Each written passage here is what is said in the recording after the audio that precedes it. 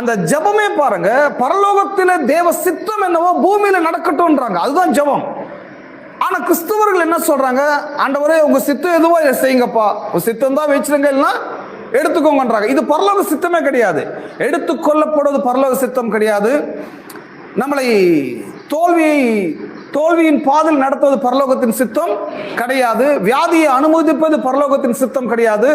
பரலோகத்தின் சித்தமே கிறிஸ்தவருடைய கான்டெக்ஸ்ட் படி பார்க்கும்போது பரலோகத்தின் சித்தம் முற்றிலும் வித்தியாசமானது. பரலோகத்தின் சித்தம் என்ன? உங்கள் நோய்கள் குணமாவது, உங்கள் தோல்விகள் ஜெயமாக மாறுவது, உங்கள் வாழ்க்கையில வெற்றியும் சமாதானமும் சந்தோஷமும் நல்வாழ்வும் அமைவதுதான் பரலோகத்தின் சித்தமா இருக்கிறது.